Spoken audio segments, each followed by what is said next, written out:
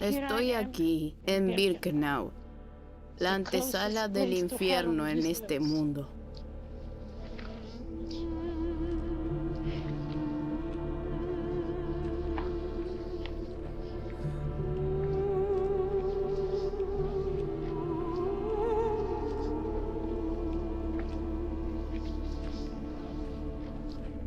Me encuentro en la entrada del campo, por donde entraban los trenes. Y no puedo creer que hayan traído aquí a tantos millones de personas y que el mundo no haya hecho nada al respecto. Mientras camino, pienso en lo que sucedió aquí, lo que ocurrió exactamente aquí. Oh Dios, veo cómo nos desprendieron de mi madre y de mi padre. Ella extendió los brazos y... ¿a dónde fue? ¿A dónde fue? ¿A dónde?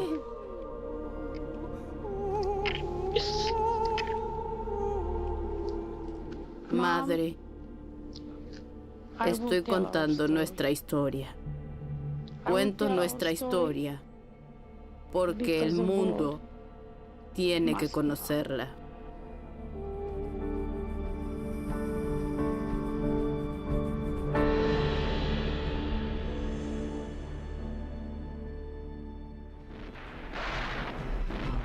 El 1 de septiembre de 1939, Alemania invadió Polonia y estalló la tormenta nazi. Se había estado preparando durante casi 2 décadas. La humillación de Alemania después de su derrota en la Primera Guerra Mundial y una profunda crisis económica le abrieron la puerta a un nacionalista seductor. Nadie podía detener a Adolf Hitler. Hitler unió al país al darles a otros la culpa. Denunció a cualquiera que supuestamente había contribuido a la vergüenza, especialmente a los judíos. Hitler prometió primero expulsar a todos los judíos de Alemania. A medida que los nazis avanzaban por Europa, también de Austria y de Checoslovaquia. Tras invadir Polonia y poder decidir sobre el destino de los 2 millones de judíos de este país, comenzaron a eliminarlos poco a poco sistemáticamente. Ni siquiera en el rincón más remoto de Europa los judíos estaban seguros. Nací en 1934, en Transilvania, Rumania, en un pequeño pueblo llamado Ports. Éramos la única familia judía en la localidad. La familia Moses tenía 6 miembros. Mi padre Alexander, mi madre Jaffa, mi hermana mayor Edith, mi hermana del medio Alice y Miriam y yo éramos gemelas, muy lindas. Lo mejor de ser gemelas era que nos teníamos la una a la otra y nunca nos sentimos solas.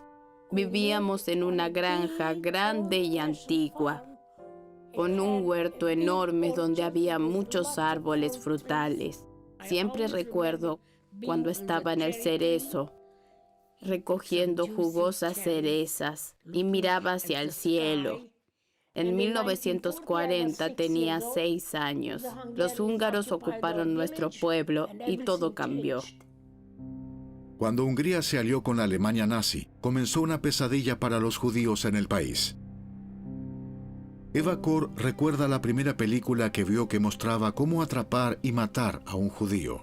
Los días de escuela se convirtieron en una tortura. Los niños empezaron a insultarnos a Miriam y a mí. Sucios judíos. Después comenzaron a escupirnos, burlarse y abofetearnos en la cara. Y la maestra no hizo nada. El primer campo de concentración nazi se abrió en Dachau, Baviera, apenas 2 meses después de que Hitler asumiese la Cancillería en Alemania. Al intensificar los nazis su agitación antisemita, surgieron cada vez más campos de este tipo. Finalmente, hubo más de 4.300 principalmente para judíos. La denominada solución final de los nazis de 1941, de eliminar a todos los judíos en Europa, significó que 6 de estos campos se convirtieron en campos de exterminio. La mayoría de los detenidos murió en cámaras de gas. Los cuerpos fueron enterrados en fosas comunes o cremados inmediatamente.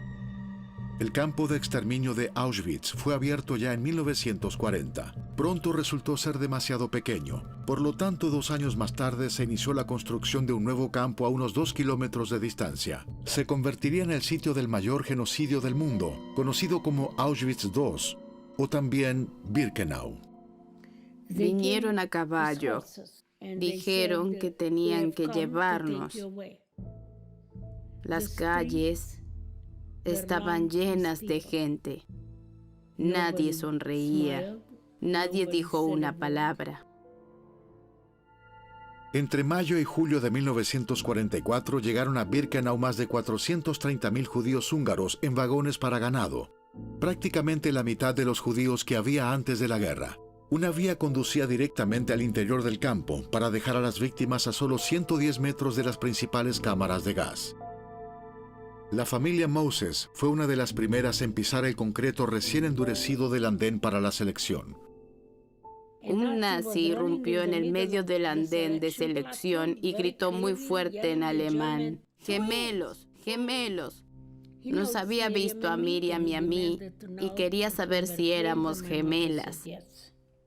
Mi madre le dijo que sí. En ese momento apareció otro nazi y tiró a mi madre hacia la derecha.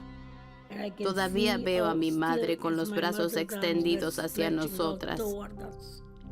La retiraron. Sus ojos estaban llenos de dolor. Esa es la última imagen que tengo de mi madre. La mayoría de los arribados fueron clasificados. Prácticamente el 90% de ellos pasó directamente a las cámaras de gas. A los hombres y las mujeres más fuertes se les indicaba la otra dirección. Les esperaba un arduo trabajo y sobre todo hambre hasta que murieran o fueran asesinados. A la derecha, para vivir. A la izquierda, para morir. Había además una tercera categoría, aquellos con los que se realizaban experimentos médicos, en un esfuerzo de los nazis por lograr una raza aria perfecta.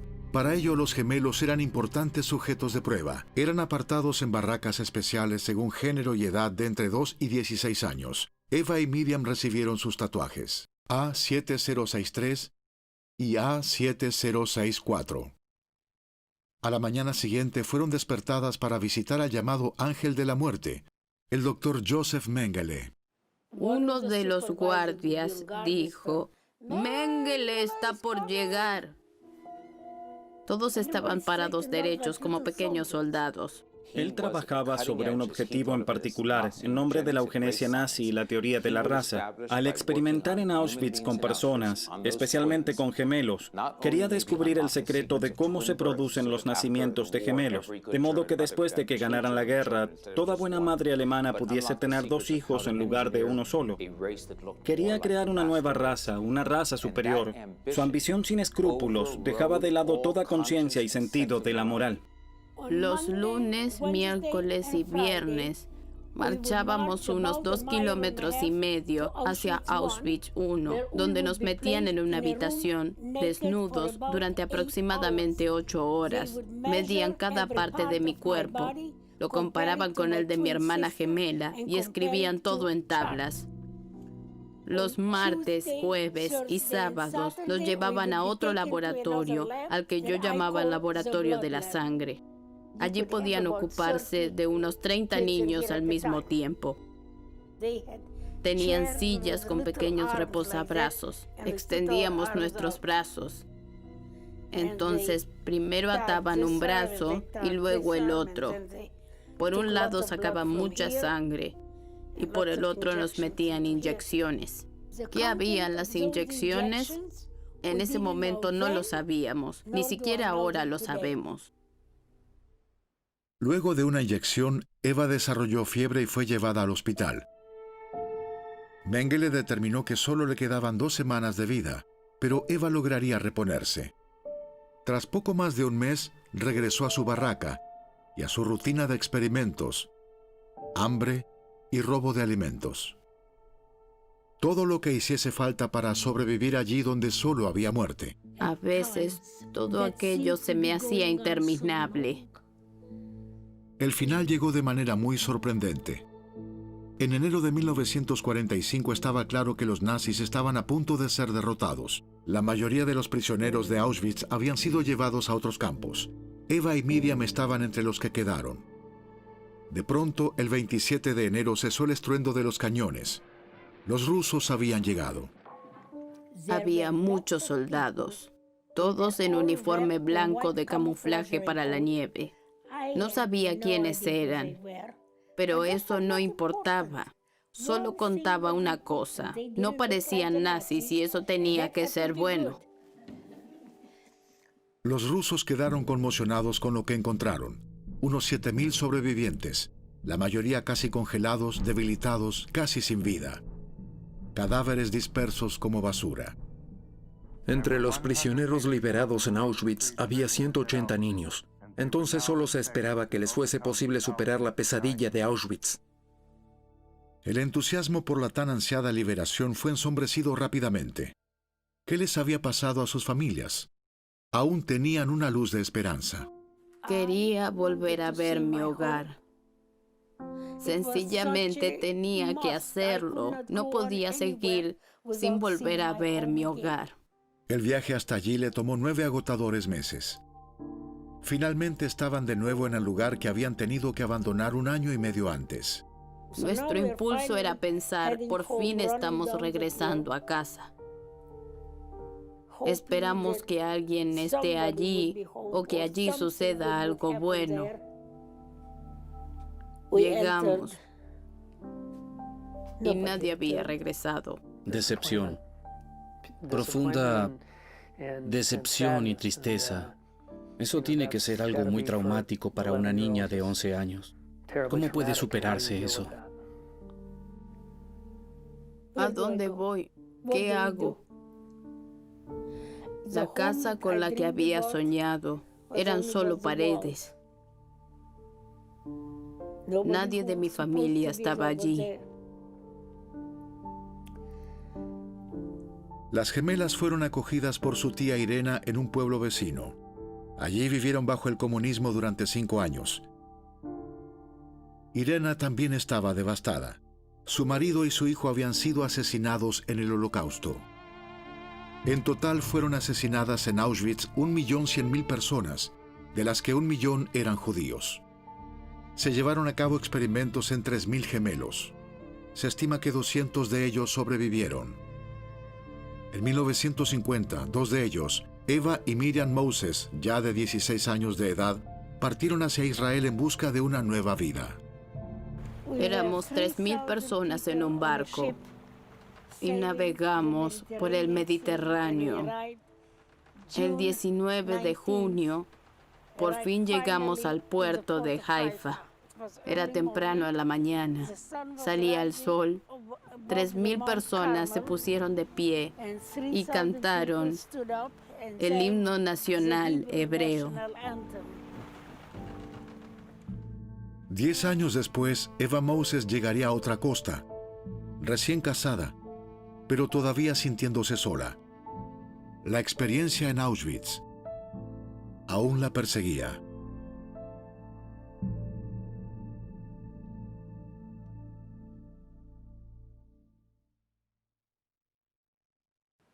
Promesa en recuerdo de los caídos. Nosotros, Candles, somos las voces de los niños rescatados de las cenizas. Nunca permitiremos que el mundo olvide lo que sucedió aquí en Auschwitz. Les mostraremos a nuestros hijos dónde sus abuelos nos abrazaron por última vez. No descansaremos hasta que el Dr. Mengele sea atrapado y reciba su justo castigo.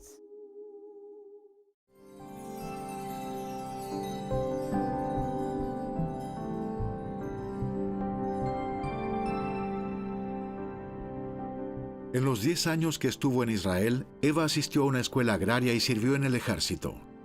Entonces conoció a un turista estadounidense. Ambos tenían algo en común. Michael Mickey Kor, un judío de Letonia, había pasado en Buchenwald y otros campos de concentración casi 4 años, hasta que fue liberado por un soldado estadounidense de Terre Haute, Indiana. Michael Kor se mudó allí porque sus padres habían sido asesinados. Completó una carrera, fue soldado estadounidense y luego farmacéutico. Durante su visita a Israel, se enamoró perdidamente. Fue un maravilloso sueño de una relación de amor. Un violín tocaba detrás mío y la canción Hot on Lips sonaba en un piano. Los primeros años en Indiana parecían una pintura de Rockwell. Un hijo, luego una hija, partidos de béisbol, fiestas de cumpleaños, excursiones de picnic. Sin embargo, debajo de la superficie aún asolaba una tormenta, lo que Eva solo comenzaría a comprender décadas después. Había dolor, mucho dolor y mucha ira. Desde el principio Eva se sintió aislada en Indiana, una mujer joven separada de su gemela por primera vez que luchaba con el idioma. Sola con 2 niños pequeños, un esposo que trabajaba en turnos dobles y con vecinos que no querían entenderla. Se burlaban de ella. Nadie la respetaba. Creo que no se sentía útil ni valiosa. Gracias al docudrama de la NBC Holocausto de 1978, el tema llegó al público en general por primera vez después de 3 décadas. Lo realmente irónico del docudrama Holocausto es que la serie tuvo un efecto mayor que el original. Es decir, que catapultó la percepción sobre el Holocausto real, no solo en Estados Unidos, sino en todo el mundo. También Eva Kor lo vio. Por curiosidad llamó a la emisora en Terre Haute para averiguar si el programa contenía material de archivo. Le respondieron que no, al tiempo que le pedían una entrevista. Esta fue televisada en 2 ocasiones durante el periodo que duró la emisión de los 4 capítulos de la serie, recibiendo buenas críticas. Con eso el acoso se detuvo. Ahora la trataban con respeto y reconocimiento. Las escuelas llamaban para pedirle que contara su historia, a lo que Eva accedió. Le preguntaron por los experimentos de Mengele, sobre los que no tenía respuesta. Entonces fue a la biblioteca, pero tampoco allí encontró información. Ella reclamó nuevamente su vida. Después de que recuperó la conciencia, ella reaccionó: «Oh, Dios mío, todo lo que me ha sucedido».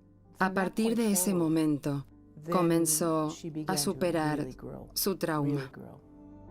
Por encima de todo, Eva entonces quería descubrir qué les habían hecho a ella y a Miriam, qué les habían inyectado, especialmente a Miriam. Luego de sufrir reacciones negativas durante sus embarazos, los médicos determinaron que sus riñones habían dejado de crecer cuando tenía 10 años, justo cuando estaba en Auschwitz. Ahora Eva tenía un objetivo: encontrar a los otros gemelos. Era muy importante, una cuestión de vida o muerte. En 1983 participó en el primer gran evento en memoria del Holocausto en Washington y se identificó con un cartel como uno de los gemelos con los que había experimentado Mengele. La desanimó saber que casi nadie había oído hablar de los experimentos de Mengele y que más allá de la solemnidad hablaron pocos sobrevivientes verdaderos. Eva se puso en contacto con los principales periódicos, revistas y canales de televisión estadounidenses para pedirles que le ayudaran a encontrar a los gemelos de Mengele. Nadie le respondió. ¿Sabes qué? A nadie le importaba. Mientras lavaba los platos tuvo una gran idea. Fundaría una organización de la que se nombraría presidenta. Entonces los medios tendrían que escucharla. Así nació Candles, niños sobrevivientes de los mortíferos experimentos nazis en Auschwitz. Aproximadamente al mismo tiempo convenció a su cuñado en Israel para que pusiese un anuncio de búsqueda de gemelos de Mengele. Después de todos sus esfuerzos, 2 estupendas noticias llegaron en solo una semana. 80 gemelos de Mengele respondieron en Israel casi de inmediato, y Eva recibió la importante llamada que estaba esperando. Recibimos muchas cartas que ignoramos, pero la carta de Eva fue tan profunda que me cautivó por completo. Llamé a esta mujer, que por entonces era agente inmobiliaria en Terre Haute, Indiana. Y ahí comenzó nuestro extraordinario viaje, el suyo y el mío, a aquel mundo pasado que todos habían olvidado ya. La llamada desencadenó una serie de acontecimientos que en los próximos años promovería el interés del mundo por el Holocausto, también gracias a la historia de Eva Kor. Mientras Lucette Lañado preparaba el primer estudio nacional integral sobre los gemelos de Mengele, Eva tuvo una idea: llevar a los gemelos a la escena del crimen, exactamente en el 40º aniversario de su liberación.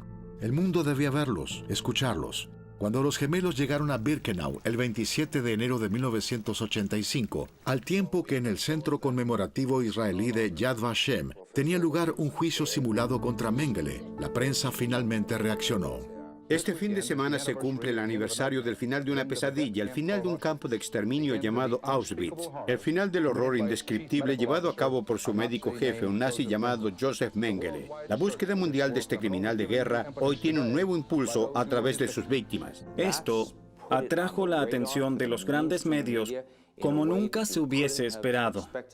Joseph Mengele estaba en el punto de mira gracias a lo que Eva y los otros gemelos habían puesto en marcha. El día en que terminó el juicio simulado, el fiscal general William French Smith ordenó al Departamento de Justicia que encontrara a Mengele a toda costa. Esto se convirtió en la mayor cacería internacional de un criminal de la historia. Israel y Alemania participaron y se ofrecieron recompensas de varios millones de dólares. Entonces, con gran entusiasmo en los medios, se revela que el cuerpo de Joseph Mengele fue encontrado en una fosa cerca de Sao Paulo, Brasil. Según un informe preliminar, Mengele se había ahogado en 1979, 6 años antes, nadando en una playa cercana. La correspondencia de su esqueleto se dio dentro de una certeza científica razonable. Pero Eva no compartía esta certeza. Se dirigió a la televisión. ¿Cómo responde a los informes de la muerte del Dr. Mengele? Yo no lo creo porque sencillamente no tiene sentido. Ella tomó una segunda hipoteca sobre su casa para obtener $18,000 que ofrecería como recompensa por una investigación más intensiva sobre Mengele. A nadie le interesó. Pese a que el informe sobre su muerte estaba calificado como provisorio, se había perdido el interés público en nuevas investigaciones. La mayoría de las veces peleaba sola. Nadie lo entendía. Tal vez hoy tampoco. Pero yo no podía rendirme. Seguí luchando en nombre de la verdad. En 1987, Eva Moses Core estaba devastada.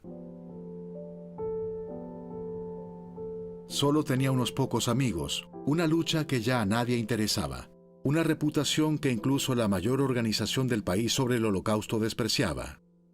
En otoño, Eva voló a Israel para donarle un riñón a su hermana enferma. Mientras que la condición de Miriam empeoraba, la búsqueda de Mengele, o al menos de sus archivos, era cada vez más desesperada. Cuán rápido olvidamos. ¿Dónde está la prensa? Estuvimos en este edificio hace 4 años. El mundo nos mostró su interés. Ya no le importa a nadie que un importante criminal nazi esté libre por allí.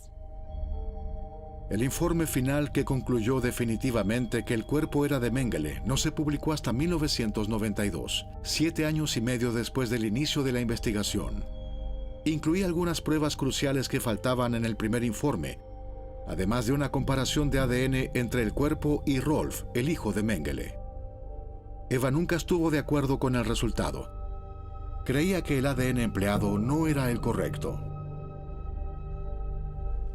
Incluso si hubiesen tomado la sangre para su empleo en la prueba de ADN, habrían podido decir más tarde, ¿cómo podemos estar seguros de que todo se hizo correctamente después de enviar la muestra? Siempre hay una razón para seguir dudando.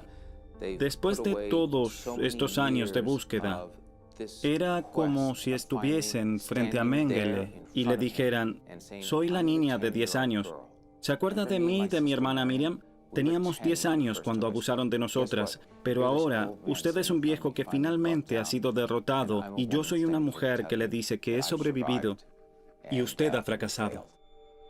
Miriam Moses murió en 1993 de un cáncer como consecuencia de sus problemas renales. Tenía solo 59 años. Eva no pudo asistir al funeral debido a la tradición judía de enterrar el cuerpo en menos de 24 horas.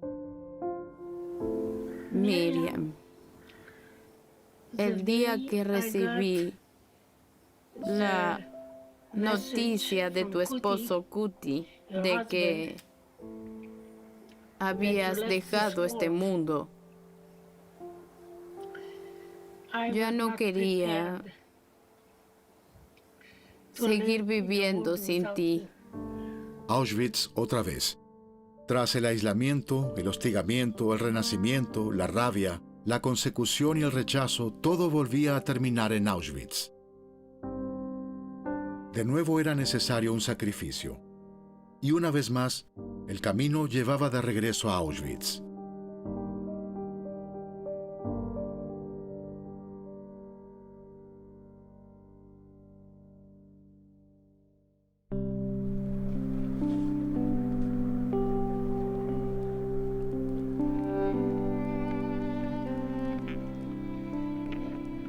Yo, Eva Moses-Kor, una gemela que hace 50 años sobrevivió a los experimentos de Joseph Mengele en Auschwitz, perdono a todos los nazis que estuvieron directa o indirectamente involucrados en el asesinato de mi familia y de millones de personas más. Yo, Eva Moses-Kor, actúo solo en mi propio nombre. Otorgo esta amnistía porque es hora de continuar. Fue la decisión más importante de su vida. Sucedió de forma fortuita.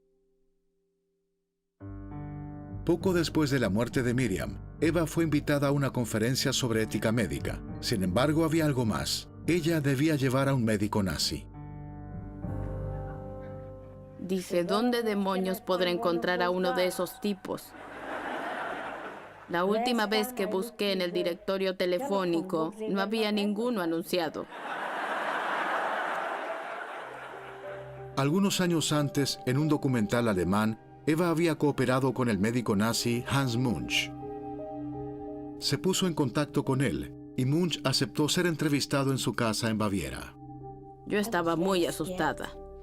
Eva perseguía sus propios objetivos y se decepcionó mucho cuando el Dr. Munch le dijo que nunca había trabajado junto a Joseph Mengele y que tampoco sabía dónde se encontraban sus archivos. En otro asunto, Munch sí pudo ayudar. ¿Vio los asesinatos en las cámaras de gas? Por supuesto. Ese es mi problema. Munch dio su consentimiento para documentar lo que había testificado y quiso viajar a Auschwitz con Eva para anunciarlo personalmente. Eva pensó durante meses cómo agradecérselo. Entonces se le ocurrió el perdón. Ella perdonaría al Dr. Munch por los crímenes cometidos como nazi.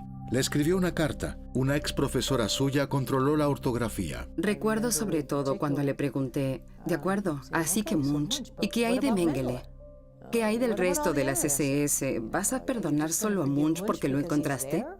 Ella me dijo que mi problema no era solo el Dr. Munch. Mi problema era el Dr. Mengele. Fui a casa, cerré la puerta, cogí el diccionario, hice una lista de 20 malas palabras que le dije a Joseph Mengele alto y claro en mi habitación, aunque él no estaba presente. Y entonces le dije, a pesar de todo, te perdono. Tenía que hacerlo. Algo estaba atascado. Fuese lo que fuese. Dejé de sentirlo después de que ella lo perdonase. Le pregunté, ¿qué quieres hacer? ¿Qué es lo que quieres hacer? Eva Moses-Kor regresó a Auschwitz una vez más en el 50º aniversario de su liberación, el 27 de enero de 1995. Esta vez en paz, en lugar de llena de ira, ya no solo miraba hacia atrás, sino también hacia adelante. No más guerras, no más cámaras de gas, no más bombas, no más odio, no más asesinatos y no más Auschwitz. En ese momento de liberación, Eva volvió a ser despreciada por algunos. ¿Cómo podía perdonar a alguien que la había atormentado personalmente y que había torturado a su hermana, que había muerto por sus secuelas? Nunca lo entenderé. Murieron 6 millones de personas. ¿Cómo pudo perdonar eso? Ya es suficiente. De todos los actos valientes de su vida, el perdón fue Estoy curada por dentro. lo que constituyó el legado de Eva y lo que aún hoy se sigue discutiendo. ¿Merezco liberarme de lo que me hizo Mengele? Con cada parte de mi ser, digo que sí. En términos generales, el perdón de Eva tuvo que ver con la autocuración y la autodeterminación, con librarse de la carga emocional y psicológica de lo que le sucedió, y por lo tanto del control de los nazis sobre ella. Como ella misma dijo, eso le permitió ser libre para seguir viviendo sin ira ni dolor. La ira es una semilla para la guerra.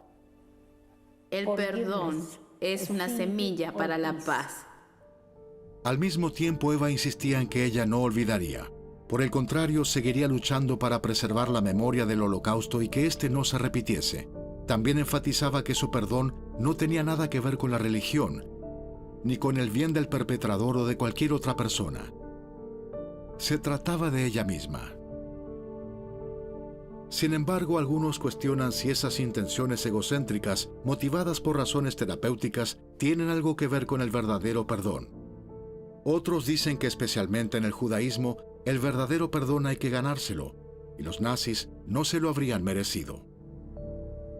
Bueno, yo actúo siguiendo una profunda ética religiosa judía. En algunas interpretaciones, el cristianismo tiene una visión más sencilla del perdón. Si Cristo murió por nuestros pecados, no es porque no hayamos pecado. Sin embargo, a los cristianos se les perdona y aprenden la misericordia a través de Cristo. Los judíos somos un poco más tercos. Tampoco para el hijo de Eva fue sencillo entender el gesto de su madre, y sin embargo pudo experimentar el efecto que éste tuvo sobre ella y sobre otras personas. La crítica es, ¿por qué tuvo que hacer tan público su perdón? Estoy de acuerdo en que mi madre fue muy egoísta al hacerlo. Por otro lado, así ha influenciado en muchas más vidas que si se lo hubiese guardado para ella. En medio de la fuerte discusión, Eva Moses Kor se puso a trabajar. 3 meses luego de su perdón a los nazis, Eva abrió el Museo Candles en una pequeña galería comercial en Terre Haute. Hoy sigue siendo el único museo del mundo dedicado a los gemelos de Mengele y que aboga por el perdón. Se lo dedicó a su hermana Miriam. Somos un pequeño museo, un pequeño lugar con un gran mensaje. El mensaje es: eliminemos el odio y los prejuicios de nuestro mundo, comenzando por uno mismo. Y con Eva comenzó. Esta noche es una empresa que todos conocemos. 2 años después de la apertura del museo, Eva presentó una demanda contra la compañía alemana Bayer AG, el fabricante de la aspirina. Ella afirmaba que la farmacéutica había probado su medicación en reclusos de campos de concentración. Esta demanda, junto a otras contra empresas alemanas, condujo a un acuerdo por la cantidad de $5.000 millones. Alemania se encargó de la organización y el dinero fue repartido entre miles de víctimas. Se beneficiaron, deberían pagar una indemnización. Eva publicó su primer libro, supervisó proyectos comunitarios, logró que el Holocausto se incluyera en el programa educativo de las escuelas públicas de Indiana. Fue una fuerza impulsora en las protestas contra todo tipo de genocidio. Se opuso a los prejuicios raciales. Gracias al creciente número de visitantes de su museo, aprendió que tenía el don de mejorar vidas. Sé que hay un cierto idealismo en la idea de que con mi perdón pueda ayudar de alguna manera a sanar el mundo. Pero si ayudo a curar a una sola persona, ya soy feliz. La otra solicitud que tengo es que si alguien no encaja bien, ayúdenlo a hacerlo, acéptenlo tal como es. Así tal vez estén ayudando a alguien que lo necesita desesperadamente. Perdonen a su peor enemigo. Eso curará sus almas y los liberará. Dylan Parent y Katrina Wimsatt fueron víctimas de brutales asaltos con violencia. Ambas afirman que sin Eva hoy no seguirían vivas. Eva me dio el perdón como una oportunidad, como un camino para la curación. Yo pensaba que eso estaba completamente fuera de mi poder y de mi control, totalmente fuera de mi alcance. Entonces me dijo, perdónalos, no por ellos, sino por ti. Ese fue el punto clave. Sencillamente los perdoné y eso liberó toda la carga de mis hombros. Ella hizo eso y es lo más importante que hicieron por mí. Ni siquiera otro duro golpe del destino podía ya detenerla. Esta noche se ha perdido una parte de la historia. El 18 de noviembre de 2003, el Museo de Candles sufrió un ataque incendiario. Tanto trabajo, tanto amor y tanto esfuerzo. Ese fue el comienzo de un movimiento. La reconstrucción de su sueño la devolvió al punto de mira a nivel nacional, esta vez solo de forma positiva. Eva Kor, que sobrevivió al Holocausto y a la destrucción de su museo de Candles en Terre Haute, promete reconstruirlo. Los sacrificios realizados por ella y su esposo Michael garantizan que quienes hayan estado expuestos al odio, la intolerancia y la hipocresía también experimentarán amor, compasión y respeto mutuo. Eva y Michael, gracias por todo. Incluso aquellos que habían sido implacables contra el perdón a los nazis quedaron cautivados por el bien que Eva encarnaba. Pónganse de pie y denle la bienvenida a Eva Kor.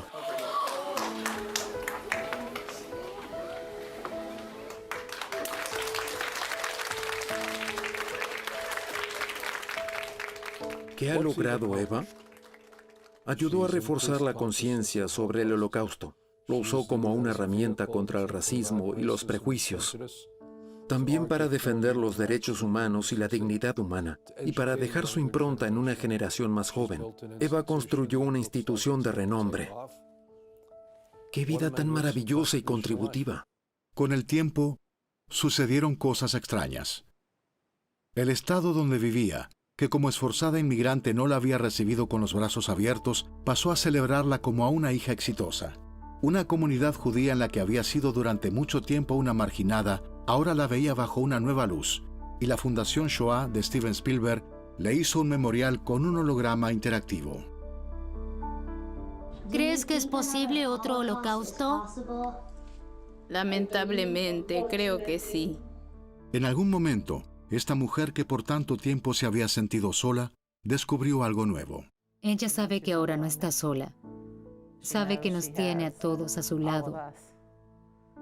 Sabe que hay miles y miles de personas que agradecen su lucha y todo lo que hace por los demás. En 2017, con 83 años, Eva Moses Kor volvió a la carga.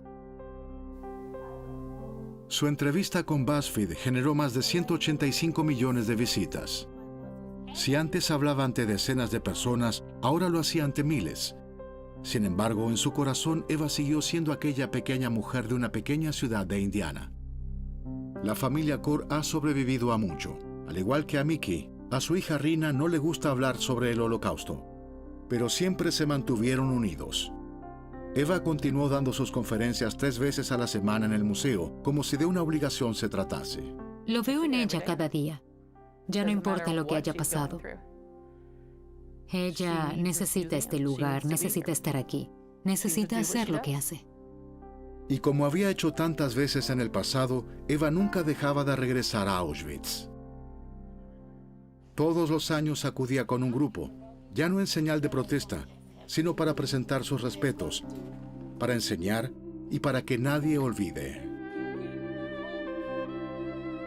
Ella nunca olvidó su sufrimiento. Si me lo permito, recuerdo cómo era todo en las barracas. No fue divertido. Sin embargo, ahora es diferente, ya que es en Auschwitz donde Eva Moses Kor se siente más viva.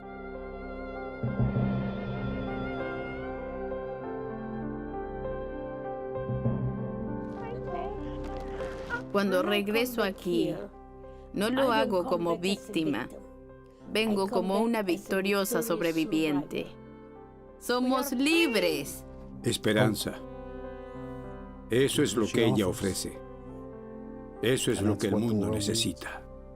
En eso consiste la belleza de Eva.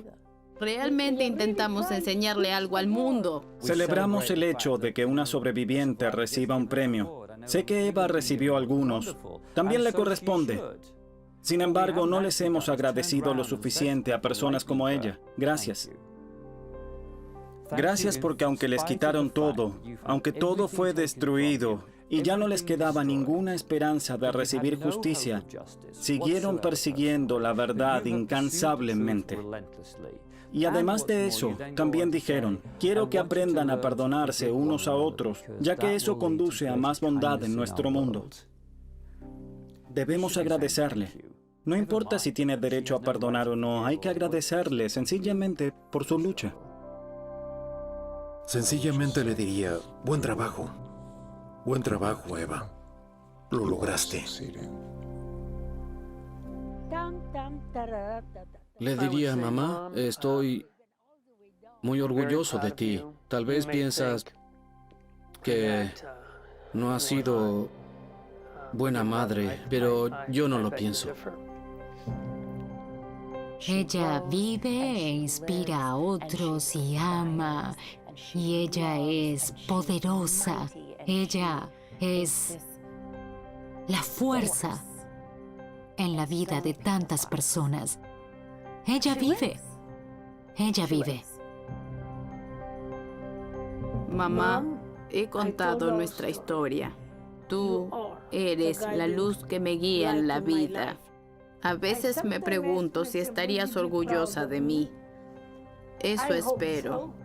Espero que mi mensaje, que viene directamente de ti, pueda tal vez sanar al mundo.